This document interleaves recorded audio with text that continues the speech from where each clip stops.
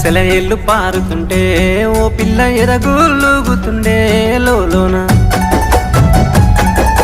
నదులన్నీ కలిసినట్టు పిల్లగా నవ్వెంత బాగున్నది నీలోన